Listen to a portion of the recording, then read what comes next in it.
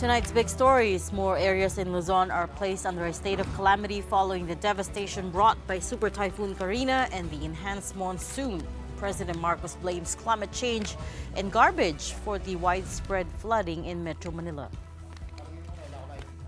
Senators, including the president's sister, sharply criticized and called for an investigation into the flood control projects that they say receive hundreds of billions of pesos every year from the national budget.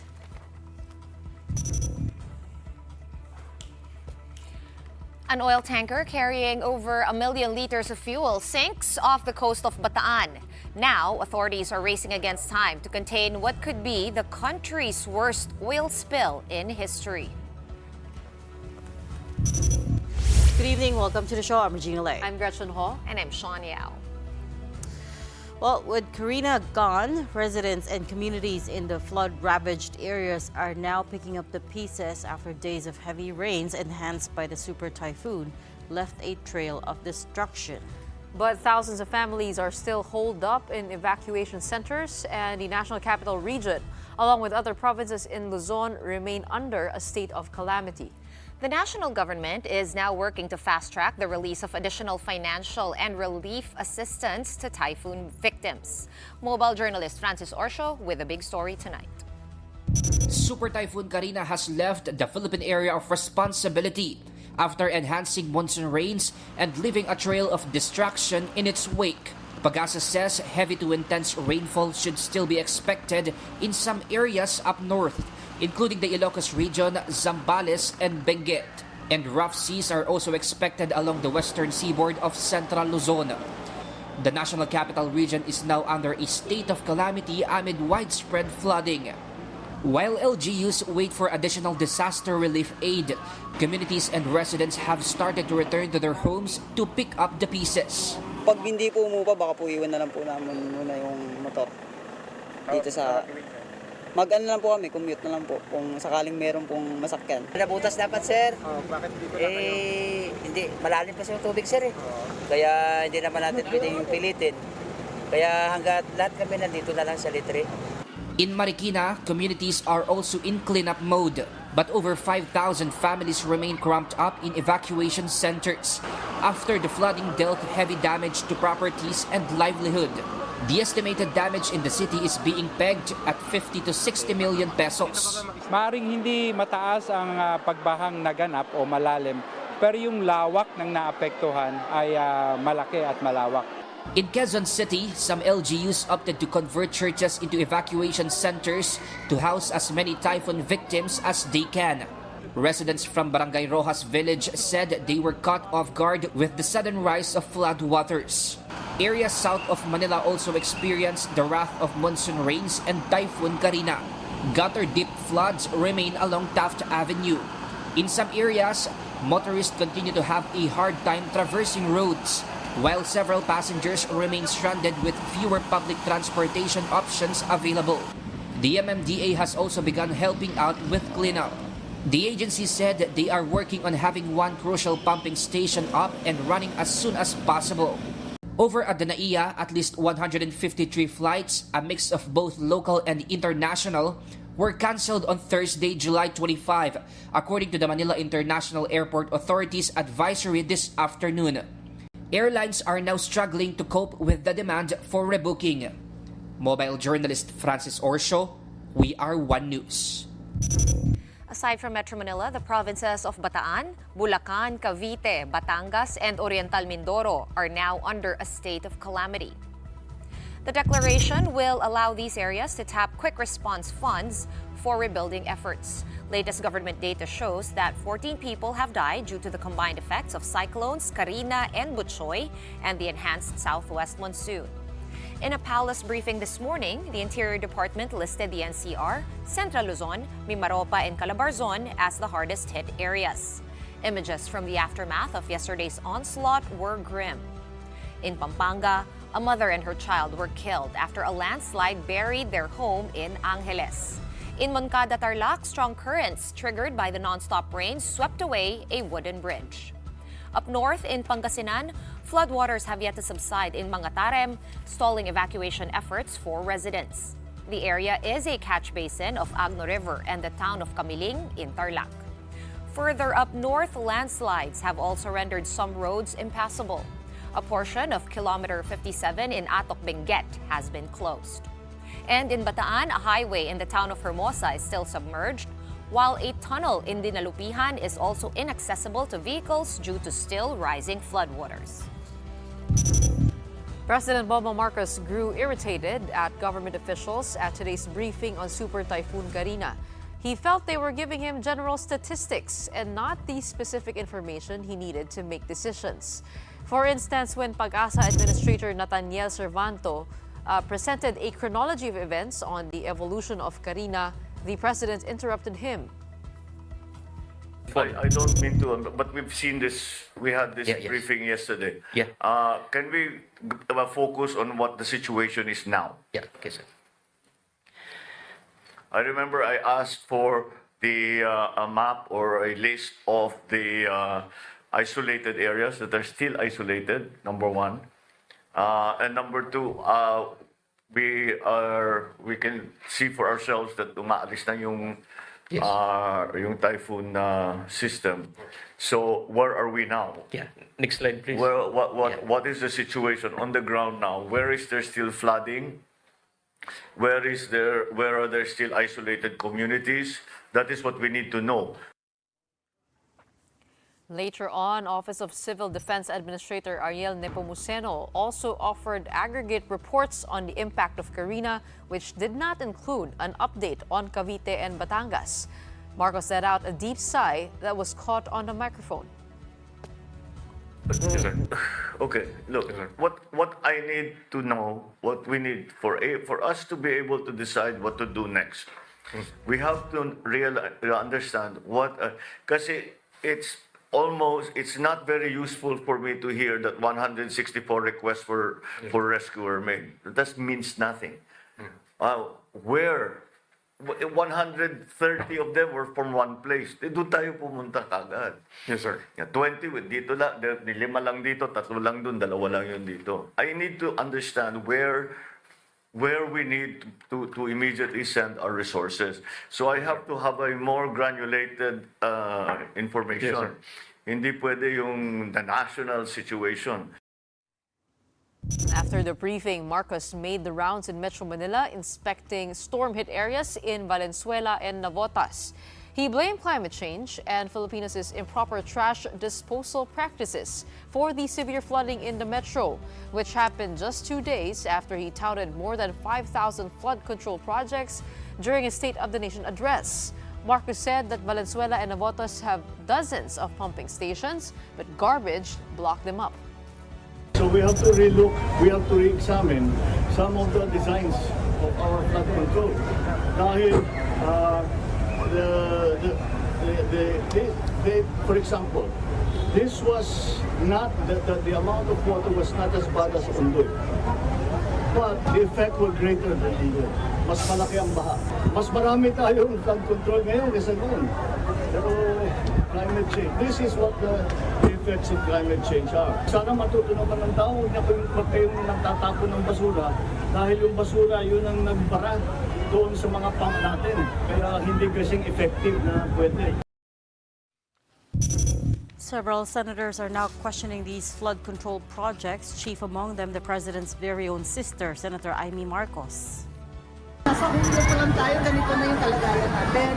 Isa pa, medyo nakakapikon kasi sa totoo lang, hindi naman nagkulang ang Congress at Senado sa pagbibigay ng pera para sa flood control. Kung tutuusin, 450 billion, halos 1.4 billion a day ang flood control budget. Kung isusuma total mo lahat ng agencies, mula sa DPWH pababa, asa napunta yung pera?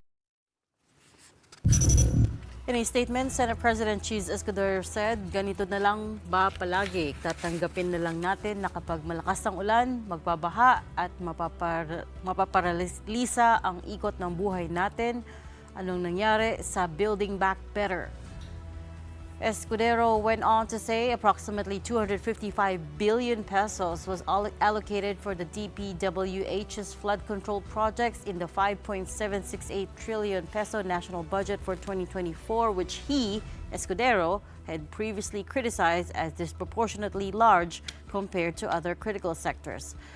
Anong nangyari sa bilyon na flood control projects ng DPWH, MMDA at mga lokal na pamahalaan?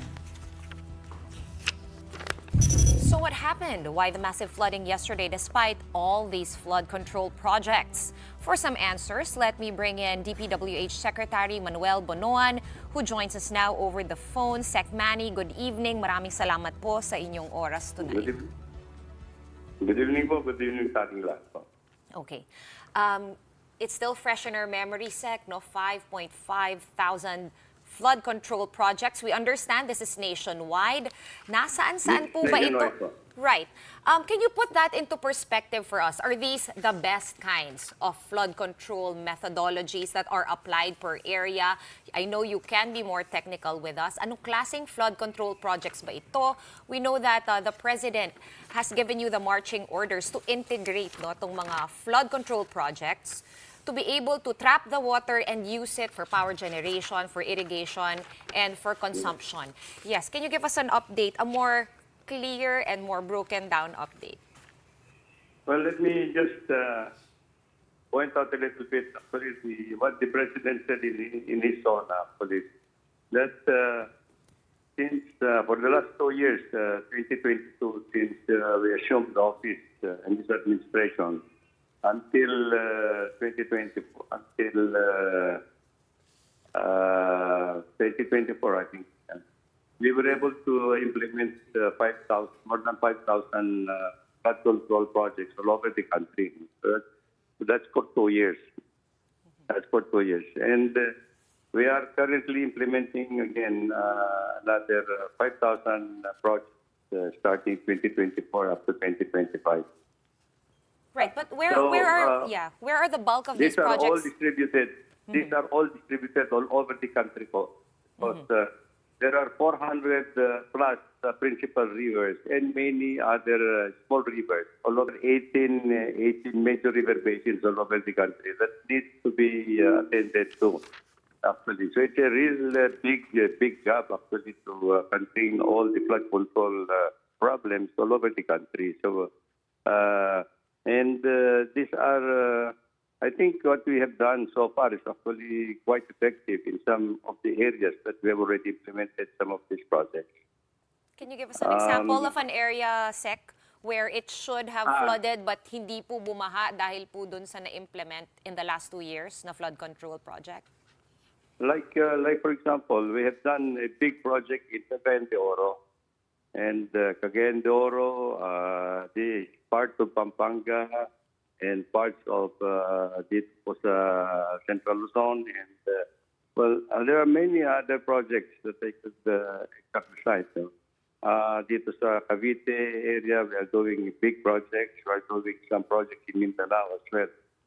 So, yun po. And of course, Metro Manila is another thing. No? Metro Manila is... the DPWH is actually assisting Metropolitan Development Authority because I have to make clear that the flood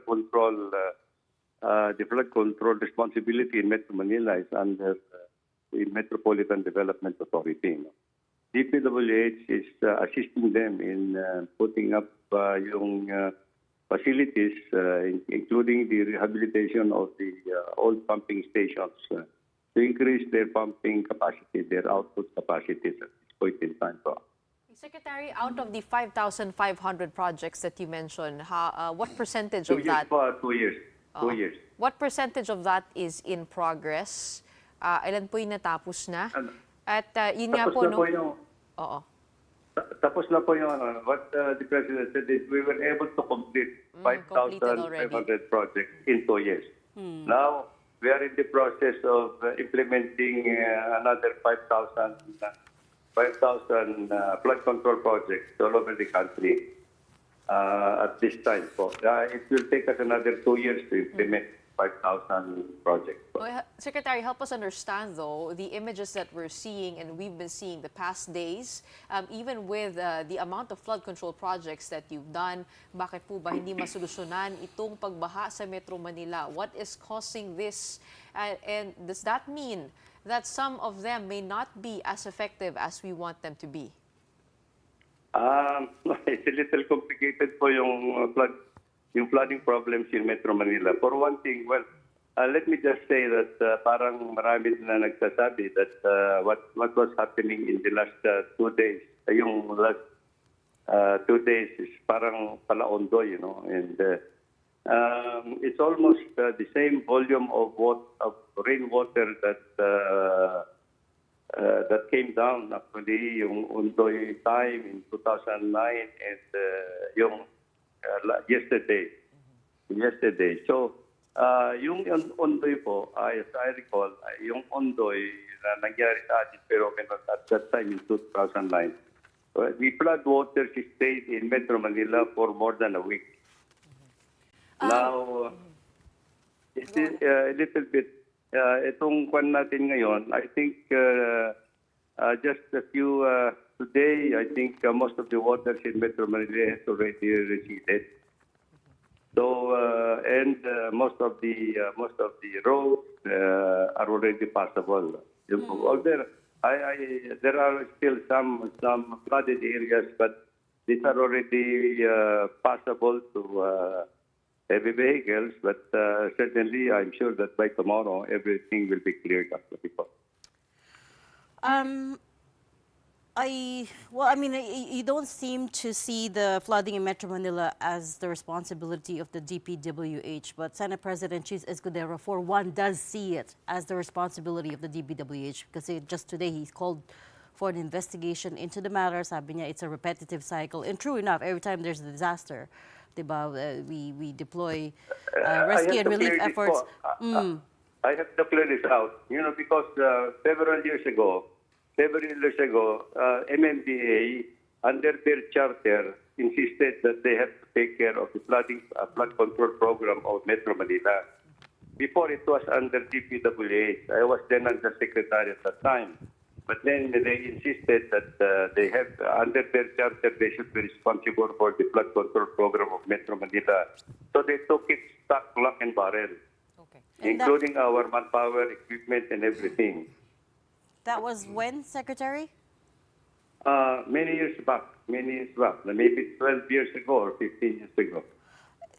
But yet, yun nga, the senators, chief of whom is Senate President Escudero, is calling for an investigation. Sabi niya, DPWH and MMDA should come together and find a solution to end this cycle of severe flooding in the metro. And he said 255 billion pesos was allocated for the DPWH's flood control projects in the national budget. He himself is questioning saan napunta. We can explain it to the good senator po. We can explain to the good senator actually where the projects have been allocated. That amount of money, Secretary, how much of it went to Metro Manila? Would you know? There is the only thing that I know in Metro Manila is that there is an ongoing World Bank assisted project for the rehabilitation of pumping stations po. Which areas would that be? There are, I think, if I am not mistaken, there are about 34 pumping stations that are being rehabilitated. As I explained, rehabilitation means that we are actually increasing the output capacities of this, because these pumping stations were installed actually, I think, about 30 years ago, and many of them have outlived yung mga kanilang efficiencies, so we are rehabilitating them. This program started during the time of Secretary Singson, and then it went carried over under Secretary Villar at that time. But unfortunately, it was his time slowed down because of pandemic. Now we are implementing it under this administration po. But to your estimate, like looking at this, the severity of this problem, are pumping stations enough? Or what do we have to do to finally solve this and make it better? For me, I think one of the problems in Metro Manila is that the internal drainage of Metro Manila is very old. It's no longer adequate for the capacity to discharge the rainwater, because at that time we have to remember that the drainage system of Metro Manila was installed more than 50 years ago. And at that time, siguro naman, wala pa masyadong bahay, hindi pa masyadong paved ang mga lansangan, etc. So there are areas where rainwater can circulate up to the underground. Now, Metro Manila is almost concreted everywhere. So, and then the Yunhong drainage system in Metro Manila are very old, and there was a study at one point in time that it's already 70% tilted because of garbage. Okay, Secretary, I saw a post on Facebook. It was saying, do you know why basically hindi bumabaha sa BGC? It's because there's like a 5-story water detention center under Fort Bonifacio. We understand that Fort Bonifacio was constructed, relatively recently in our lifetimes. Yes, but yes, is it possible to do a back job on the drainage system of Metro Manila?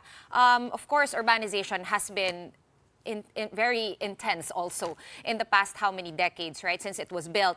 But kaya pa ba nating repasuhan yan after the fact? How much would it cost? And factoring in, of course, that we do have a subway upcoming. I know they've also built water detention facilities for the subway as well. Is there a way still to fix this?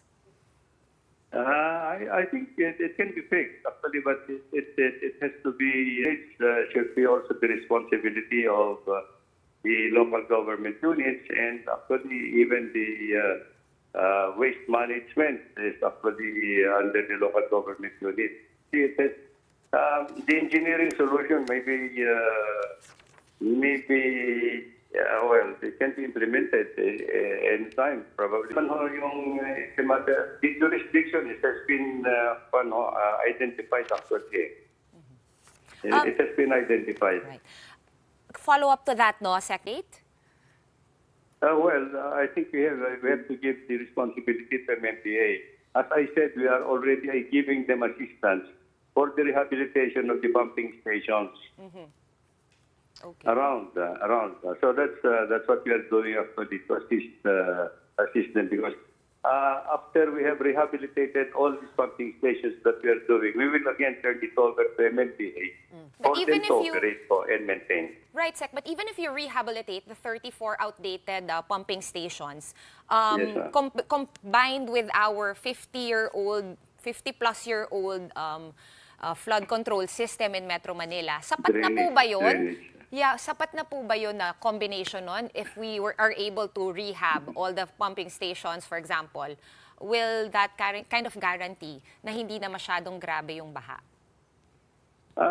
Palagay ko, I think it will help very, very much. It will help very much, provided waste management has to be controlled as well. No?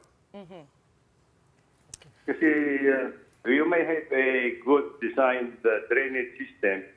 When everybody is throwing out garbage anywhere, it will just block actually naman yung piping systems natin. That's what's happening actually. Okay, so garbage collection, another thing that actually the president did mention alongside. I take your point that it is primarily the MMDA's responsibility alongside the LGUs. But the fact remains, sir, that the 255 billion pesos that we're talking about tonight was granted to the DPWH. So my question to you is, how much assistance, given that we are in times of crisis now, this is a calamity, and again, this keeps happening to Metro Manila, how much assistance is now your agency willing to provide, and how much more are you willing to do to help the other agencies solve this problem once and for all? If we had already, especially if we had already pinpointed that it's a drainage problem as well. Well, this is something that we have to discuss with MMDA and the local government units, siguro. And it's a matter of discussing it with them. And of course, I think we have to discuss this where the resources would be taken out. Actually, it's not only Metro Manila that would need up to the resources as well. Marami pang other parts of the country that we have to attend to naman. Secretary, several senators have raised the possibility that this flooding may have been brought about by the reclamation projects over at the Manila Bay. We understand 22 have already been stopped, but there are still projects that have been continued. Could this be a possibility na ito po ang dahilan kaya hindi makalabas ang tubig mula sa Metro Manila papunta sa Manila Bay?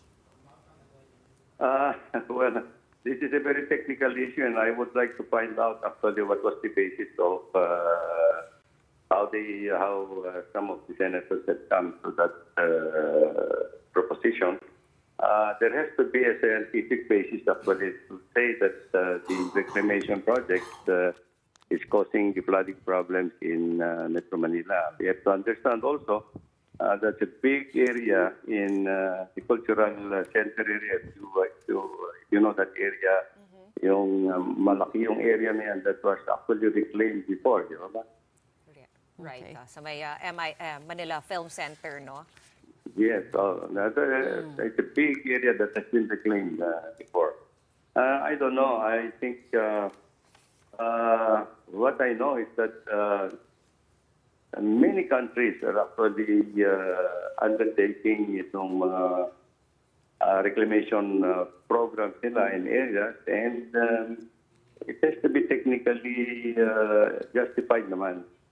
Okay, well, that it will not impact on the environmental issues actually. I think many of these reclamation areas have undergone environmental assessment, and the environmental impact assessment certificates have been issued also by the DENR.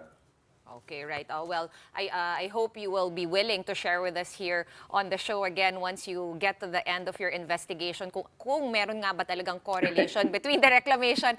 But kasi bumaha din po sa Diokno, sa may Makapagal area, sir. And that's also a reclamation area. So we'll leave you to that. But thank you so much for talking to us this evening. Secretary Manny Bonoan of the Department of Public Works and Highway. Maraming salamat. Amid the onslaught of Super Typhoon Karina, Filipinos were left wondering why Vice President Sara Duterte left the country.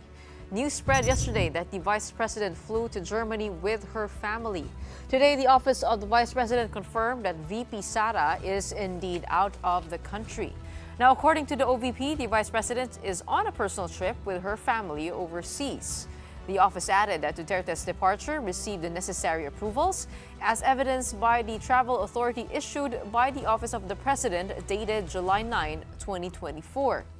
The OVP described the timing of Super Typhoon Karina and the Habagat as unfortunate, but said the Disaster Operations Center of her office is ready to assist those affected by the calamity.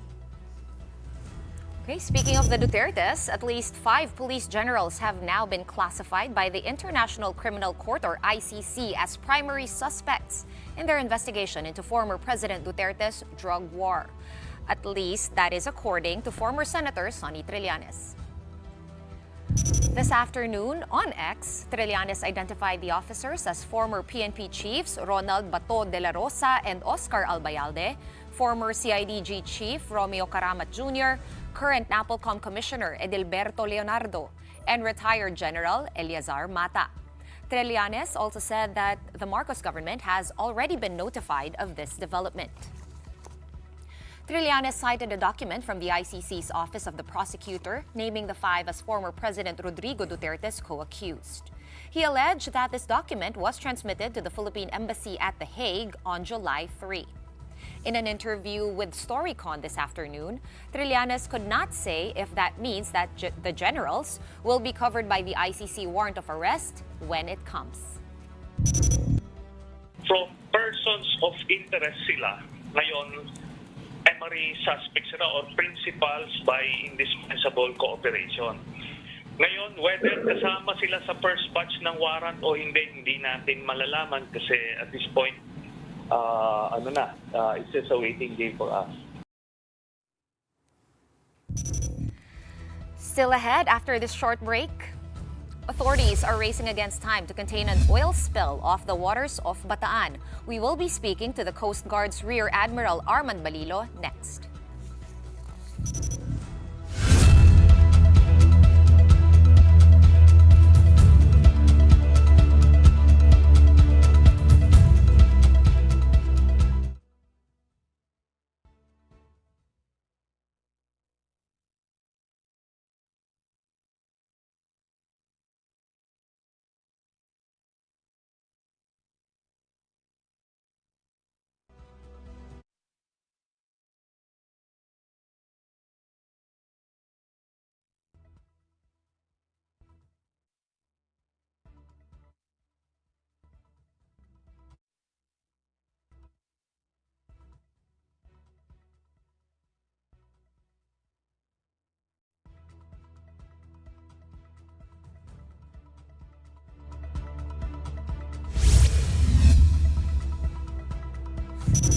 Welcome back. You're still watching the big story here on One News.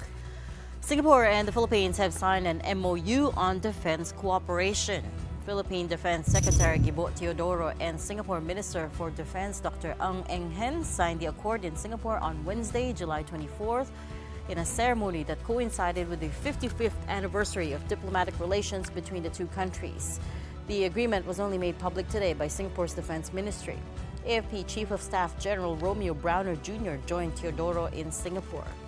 Details on the pact were scant, but in a statement the Singapore side issued, it said the signing of the MOU builds on the existing arrangement concerning the conduct of education, training, assistance, and support activities on humanitarian assistance and disaster relief. The MOU serves as a framework to guide existing interactions and promote cooperation in areas of mutual interest such as military education and anti-terrorism to foster closer people-to-people links. We're monitoring another disaster at sea, this time potentially man-made. An oil tanker carrying 1.4 million liters of fuel capsized over in Bataan, the Philippine Coast Guard reported earlier today. Empty Terra Nova capsized and eventually sank some 3.6 nautical miles east of Limay Municipality in Bataan shortly after 1 in the morning today. It was en route to Iloilo to deliver the fuel. Just this evening, the ship's manager, Portavaga Ship Management, confirmed that one crew member who went missing after the boat sank has been found dead. The Philippine Coast Guard has deployed 3 vessels to clean up the oil spill and are targeting to finish operations in 1 week since they say the vessel has not sunk too deep. But many now fear that this might be the worst oil spill in Philippine history. Back in February 2023, an oil tanker carrying 800,000 liters of fuel also sank near Oriental Mindoro, leading to a months-long cleanup drive and costing over 40 billion pesos in environmental damage to coastal communities. Joining us tonight to talk about this incident, we have with us Philippine Coast Guard spokesperson Rear Admiral Armand Balilo over the phone. Magandang gabi, Admiral. Good evening, ladies. Magandang gabi po sa lahat ng paybay ninyo. Okay, Admiral, can you give us the scope of this oil spill? How far has the oil spill reached? And can you tell us about the container? How much oil has gone out from that? Lahat po ba? Is it a huge tank? Or are we able to see containment in some parts of the vessel? As we observed this afternoon, the oil spill stretches from nautical miles. But we're thinking that this is not the industrial fuel oil that we're expecting, but more of the engine oil or the oil being used for the operation of the ship. So wala pa tayong nakikita ng leak sa mga tangke that contains yung mga oil na industrial fuel.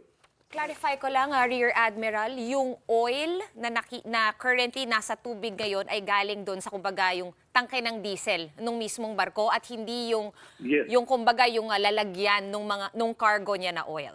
Tama ba? Yun yung tinitingnan namin, no? But Okay. we will be checking early tomorrow pagdating ng mga barko doon sa area. Okay, ano pong nagyari doon sa barko? Can you explain to us how it happened? Na-aksidente po ba sila? And did the weather have anything to do with it? Well, while en route to Iloilo, the captain decided 3 to 5 nautical miles from the Bataan to go back because of the huge waves, tsaka may hangin na raw ng konti. And parang nagkaroon sila ng problema. They were in the middle already. So tumawag sila ng tugboat o isang barko pa para hilahin sila. But unfortunately, na-cut yung line nila and doon na nagkaroon ng problema at pinasok na sila ng tubig and eventually nag-submerge and then nag-capsize. Bakit po sila pinalayag? Rear Admiral, would we know bakit sila pinalayag kung masama pala yung conditions at sea? Rule kasi nito pagka walang public storm warning signal doon sa area, pwedeng maglayag yung barko. Okay? It's incumbent upon the captain to decide whether he will proceed or not. No? Siya kasi yung master of the ship. And this one, bumalik doon sila nagkaroon ng protect. Okay. Well, thanks for explaining that.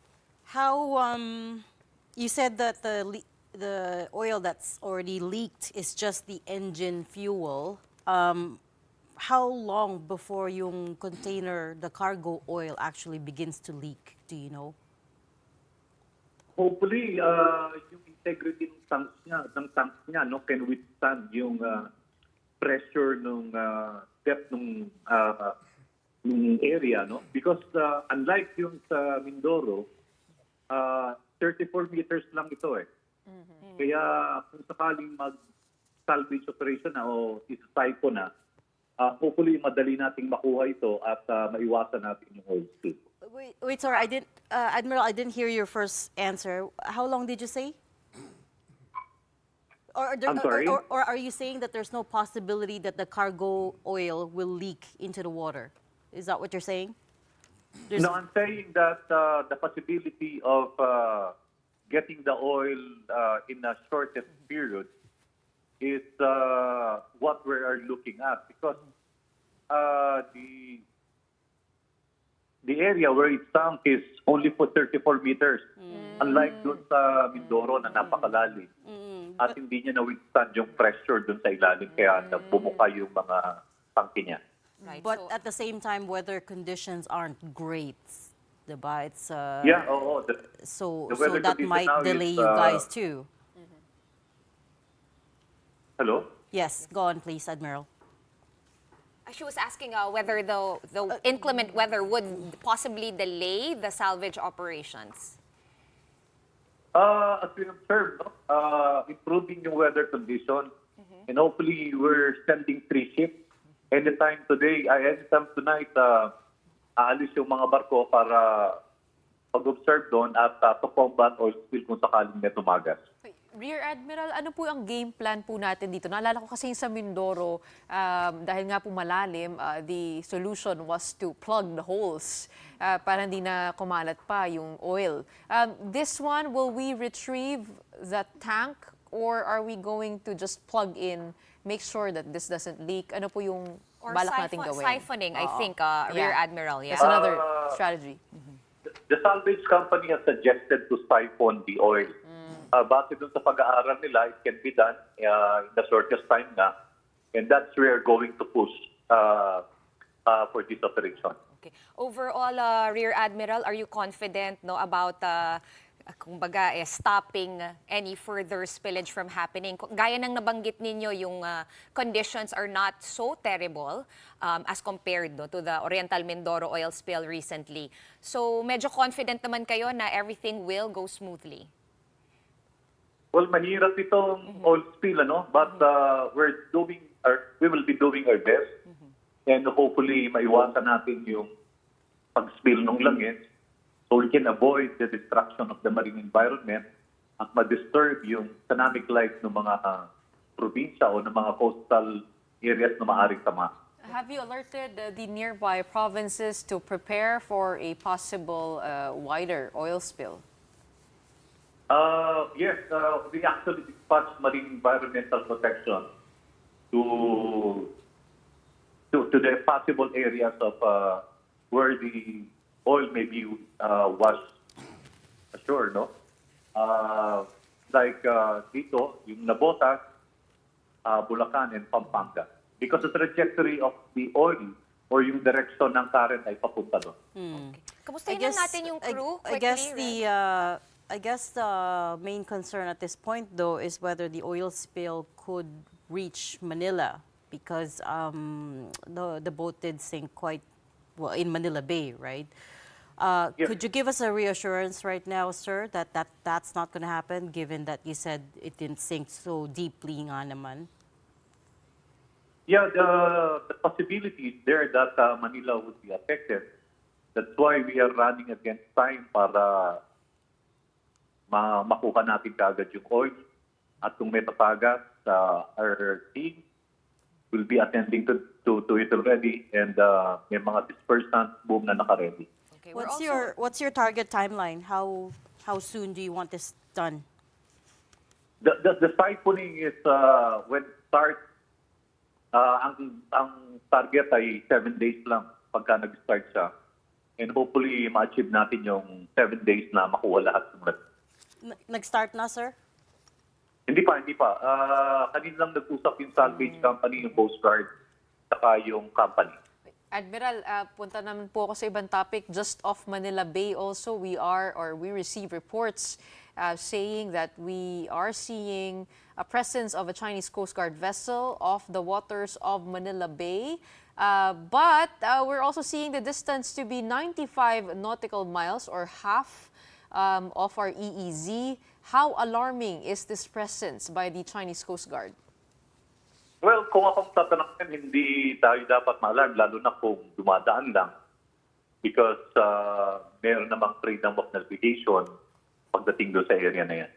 But is that usual, the Chinese Coast Guard getting that near to our shores? Maraming beses na dumadaan. Hindi lang naman Chinese Coast Guard. Even other foreign ships o mga warships passes through our water.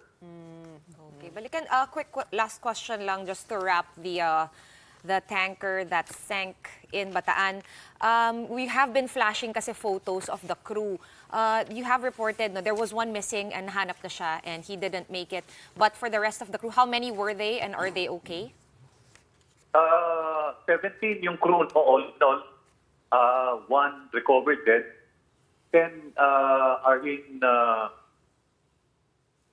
ship already and suffered minor injuries. Yung 4 are in the hospital for, again, treated for minor injuries. 2 are in Limay, Bataan, sa Coast Guard Station. They're all fine. Well, good to hear that.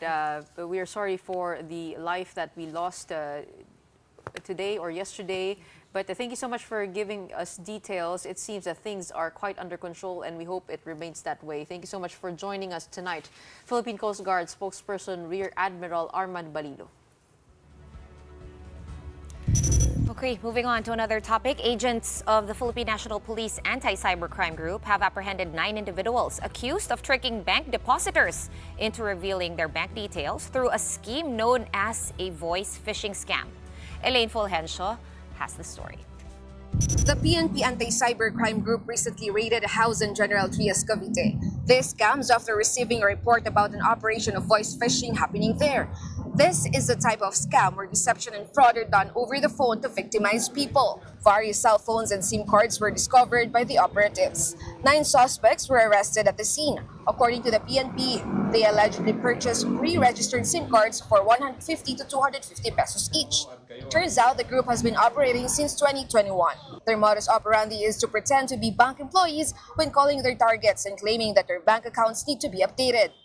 But these people, they're manipulating these people to get a one-time PIN in order for them to access your online banking account.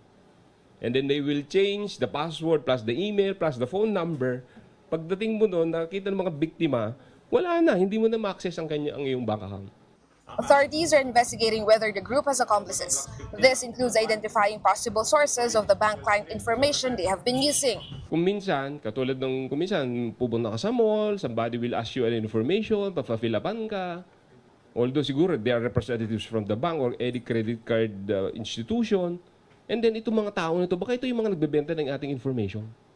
The suspects refuse to give a statement as charges are being prepared against them. Police has since reminded the public to be cautious to avoid being scammed. Ang bangko talaga ay hindi po yan sila tumatawag to ask any updates through phone calls. Yun po ang lagi nating sinasabi. Siyempre, hindi naman po talaga ginagawa ng bangko. And even they're sending you an email to update or you have an information or your cards was engaged in a transaction for your cancellation, parang ganyan. Eh, hindi po nagpapadala ang bangko niyan. Reporting for News 5, Elaine Fulgencio, We Are One News.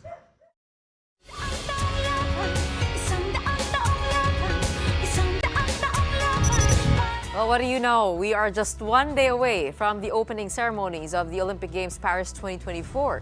But games in several sports have already begun in Paris, including football. Among those in opening matches is host country France, where they dominated the United States for a 3-0 victory. Despite dominating possession, France was scoreless in the first half, and the breakthrough came in the 61st minute with an Alexander Lacazette low strike, followed by a Michael Olise goal 8 minutes later. Loic Bade sealed the win with a header in the 85th minute. Getting opening day's wins as well are Japan and Morocco. Now, as for Team Philippines, more Filipino Olympians have arrived in France. These include Lauren Hoffman and John Cabang Tolentino, who are now in Metz. Both Filipino Olympic hurdlers will train for the Olympics until July 30. Meanwhile, Filipino Olympic fencer Sam Katantan and her team arrived in the Olympic Village ahead of the Olympic Games. Katantan will be among the first to compete for Team Philippines as her match in the women's foil individual table of 64 begins on Sunday, July 28 at 3:30 p.m. All right, before we go, time for our big picture tonight. To all those working or living in Makati or just passing through, particularly along Buendia or aka Hilpuyat Avenue, you might have already noticed this. Or you might have seen it on social media today, like myself. The street's name has been changed to Hil Tulog. These photos have been posted online with netizens asking, legit ba to? And that the well-known avenue has been renamed. We have the explanation for that, thankfully. Now, those who think it is a marketing gimmick, you're absolutely correct. According to some investigative peeps, the name change is part of a marketing campaign by a wellness brand. And aside from the street name, meron pa raw free rides ang wellness company na ito around Makati. So, don't worry, babalik din sa Hilpuyat si Hil Tulog very soon. Pero hindi na siya babalik sa Buendia. I thought for sure it couldn't be real. It's like, it couldn't, surely but then this is so many people have... This is a joke. Hindi, pero di ba dyan Pero cute. maraming bars dyan sa street na yan? Sobrang mahaba yung street na yan. May parts of that street that are in Makati. Some parts of it are all the way in Pasay. Di baka mamalik That's mata true, ka lang it's parang akala mo mali yung nakita mo na tama. Ano ba nangyari? Puyat Unless ba yun? lahat pinalitin nila because there's so many cross streets, so you'll keep seeing it. Mali ba? And then you'll get hit the next one.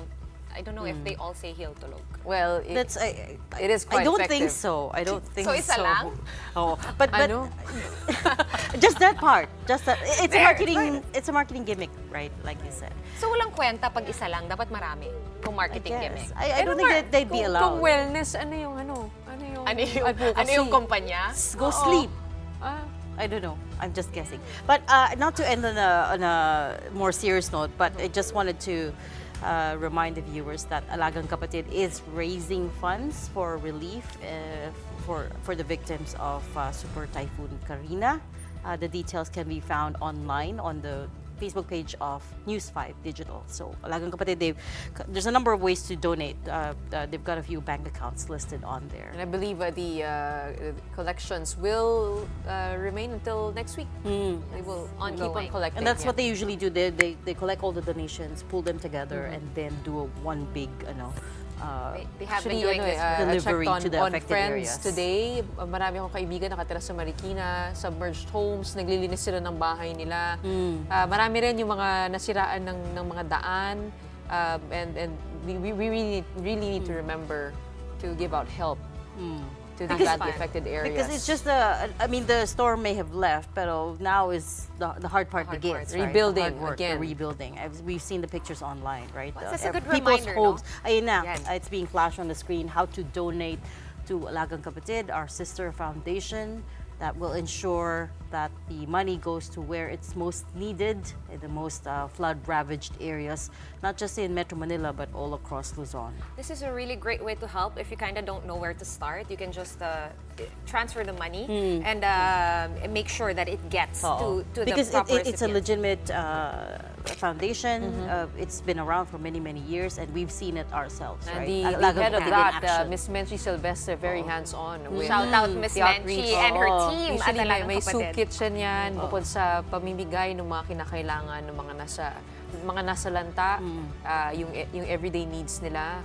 Kasama na yun doon, bukod nga doon sa You're right. She's very hands-on and very meticulous about how they how to organize themselves. We've all gone on one of those trips with Miss Menchie and helped her out, and we've seen Alagang one of Kapatid the in missions, action, that's right? right. So we vouch for Alagang Kapatid. We do. Personally, It's a good way to help. vouch for AK. They are, of course, on Facebook, but that's it from the big story tonight. We are One News, all sides, all the time. Thanks for tuning in. Good night and stay dry.